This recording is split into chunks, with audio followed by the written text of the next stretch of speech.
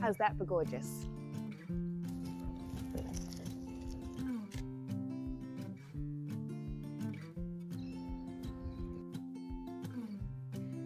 The rest of it is coming to the end of its life.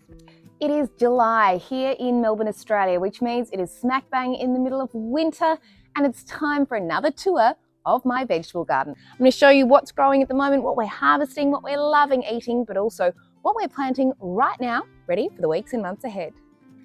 I made this and I'm going to show you how I did it. Before we begin, hit the subscribe button if you haven't already. We do these tours every month. Also hit the like button. That just helps other people find this video. Let's keep going. Let's start with this bed up here. You can see there's an empty patch there. That's where I've pulled up all the Rappini. Part of it was pulled up by the possums, part of it was harvested by me, and I haven't filled that in yet. Now down here we have some beautiful rainbow chard, which is just about ready to harvest. We've got orange rainbow chard there. We've got red/pink there and a lighter pink here. I've got more rainbow chard growing in here. More beautiful pink. Gosh, the colours in these things just make the garden look so gorgeous. There is some damage in there because the footy has landed in there a few times. You can see this one I've just moved away because it broke off, but that's still beautiful. We'll eat that. The gorgeous thing about rainbow chard, similar to silver beet, you can just trim off the big leaves as they're ready and the rest will keep growing. Here are one of my several broad bean plants. You can see it's significantly bigger than last time we were here. That's strange. I don't know what's going on here. I didn't plant an extra plant. Has it come off there? I don't know what's going on here. That's weird. I swear I planted one there. Does that make sense to anyone? Oh, I don't know. Anyway, here's my broad beans. They're growing slowly, but they're multiplying. Is that even a thing? What? I'm confused. I'm going to see what's happening with the others. Here's another broad bean plant. That one is not multiplying. Slowly growing though. I have started to stake them because they were getting too tall and needed support. The other one's under here. Whoop.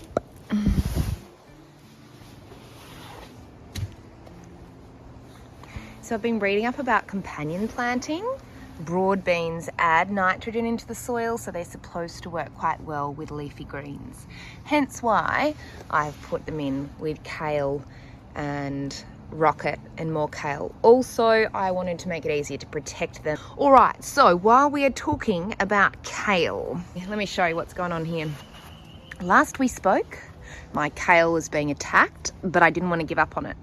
Probably a good thing because it is slowly but surely growing back. You can see all that new growth in the middle. These also got eaten, but they're growing back. You can save them. Really important to keep them protected under that or something similar though, because they are apparently very tasty to rats and possums.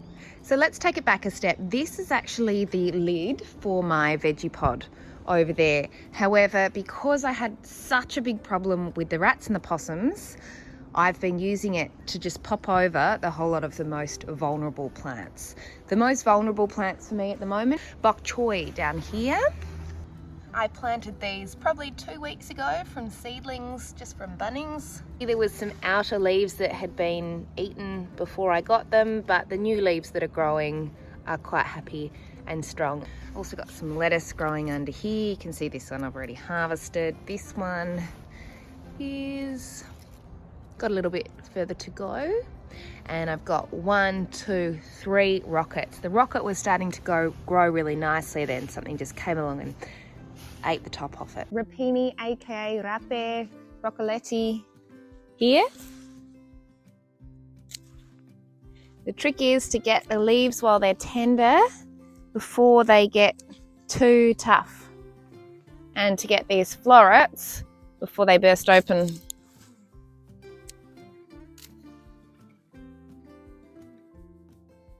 You can see that one's already becoming quite thick there. The thicker it is, the tougher it becomes. It's got this really unusual rich flavour, which is yummy, but probably a bit too much. It's a bit bitter. However, if you stick it in some boiling water for literally 2 minutes, it just takes that bitter edge off it, and then you can fry it up with some garlic and salt, and it's heaven. Or just add it like a spinach to any other dish that you might add spinach to. It's just packed full of nutrition. I'm going to stop letting the possums have their way with these. I didn't mean to say that in a rude kind of way. Plenty of healthy leaves on there though, but I will actually save. The rest can go into compost. So last garden tour, exactly 1 month ago, I showed you planting these garlics. Look how well they're doing. So there's 3 here because the rats came and pulled out a number of my garlics. I thought garlic would deter rats. Turns out they love it. The whole reason I know that is because I found some of the garlic bulbs right near the entrance to their hole. I've planted it in a few different places just to test out where it will grow the best. So we've got this corner here, we've got this pocket in here. It doesn't get quite as much sun, but they're still growing quite well. And I have one lonely garlic down here. I planted 5 in there, and the bastard rats came and dug them up. And I knew that because I found them over here. That is a rat's hole, which I have covered up. Oh, look, you can still see it. You can still see it. Ooh. Gross. The rats have been eating the garlic. If anyone tries to tell you that garlic deters rats, they're lying. On the other side of this pot, I've got some actual broccolini. You might remember when I first planted these ones, I thought it was broccolini. Turns out it was Broccoletti. These, however, are real broccolini. So now that actually, I need to cover up that stem a bit more. Now I have been covering it with this, and it's almost getting too big for that, but it's actually working quite well. It has protected it from whatever buggers are eating it. While I'm here, let me take you over to this baby. This is my fennel. My fennel is growing really big. You can see those bulbs are developing nicely. So that fennel seems to be pretty happy in a small pot. I've got some more over here in a bigger pot, which is growing, I would say, at a similar rate.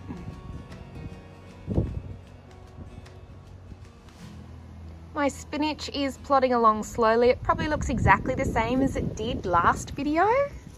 It's not getting a chance to grow much because I'm eating it. Since I took the lid off my veggie pod, the possums have made it in there. You can see they've eaten these here.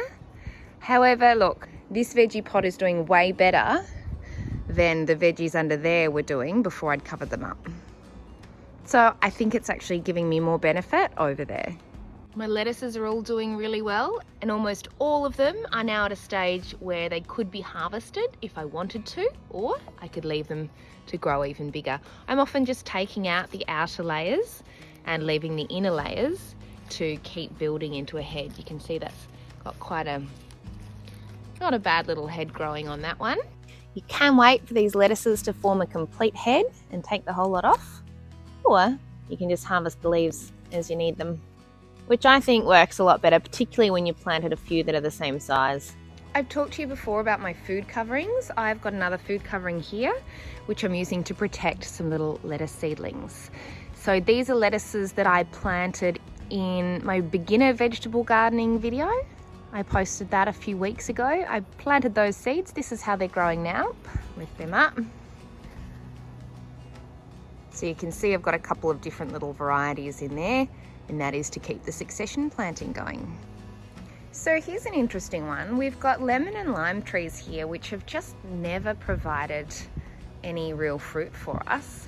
But look at them. They're now starting, both of them, to provide us with fruit, which is pretty exciting. So we've had lots of these buds before, but they tended to just fall off. And now they're actually, turning into real lemons and limes. It might be an age thing. I have also started fertilizing them with a citrus fertilizer. I've recently moved some of my pepper plants upstairs inside in a warm room near a window. I can't wait to show you how they have survived the winter. So this is a room upstairs, and I have strategically placed a desk right near the window. You can see, if that were a nice sunny day, this spot gets heaps of sun. This is my pepper plant. Now it is smack bang midwinter, and look at these. I'm going to be honest with you, there were already some buds on this when I moved it upstairs. The reason I did move them upstairs is because I knew there was so much potential for so much fruit on this plant that just would not eventuate if I left it where it was. So I'm really pleased with that, really impressed with the rate that it's growing. It is in a little pot, which is probably too small for a plant producing that much potential fruit. So I'm just being cautious to give it frequent fertilizer, and that is fresh compost I've put in the top there. Down here I've got some mint cuttings. I have just taken some roots from my mint that grows naturally in the ground. We've got a Kinder Fun Day fundraiser coming up, and so I thought I wanted to see if this was an effective way of propagating some mint, in which case we might be able to sell some in little pots to raise money for the kindy. And over here we have some fresh seedlings. So in the circular pot at the end, they will eventually be leek, tiny little leek sprouts over there. And in here, I'm trying to regrow some purple broccoli. I think I've left this way too late. I don't think we will get a purple broccoli harvest out of these, but I'm just so devastated by what those stupid possums did to my other purple broccoli plant that I'm gonna try again. You might remember I had snow peas growing. We lost a lot of them to some kind of virus. So I am trying to grow some new snow pea plants. These are called Dwarf snow peas, and rather than a vine, they're supposed to be a bush. So that'll be interesting. Here, what did I plant? More Rappini, because the rest of it is coming to the end of its lifespan. So more Rappini here and more lettuce here. This fancy cover is currently being used to protect my, hold on, let me just lift that up. Currently being used to protect my Brussel Sprouts plant, which hasn't actually grown heaps compared to last video a month ago. I can't see any sprouts on there yet, but still looking like a really healthy plant. In here, we have some dwarf snow pea shoots. This is the one I'm most proud of because I made it myself. Do you want to see how I did it? I found something similar online, which looked awesome. Would have loved to have bought it, except that I'm trying not to buy things that I don't really need. I could see that it had this steel frame, and then I was going past a hard rubbish collection and someone was throwing out a very similar steel frame. It didn't have all the pieces, but it had most of them. So I collected it, stuck it together, added some bamboo to cover the edges, which I didn't have. Now, I'm not a particularly handy person. I didn't use any actual tools in the building of this structure. What I did have is electrical tape. So I literally taped it all together with electrical tape, and then I found these little zip ties at Bunnings, and I just connected it all with zip ties. These are zip ties I should be able to reuse, so that if I ever want to expand that space, if I'm growing more seedlings, I can flip it on its side, take that side off, and use it that way. How to preserve garlic Up the top, there should be a drop down button. If you want to check out that video, click on it now. Also, if you want to see a whole lot of other awesome garden tours in Melbourne, check out my vegetable gardening vlog playlist. I'll get that to pop up on the screen now. They should all be there.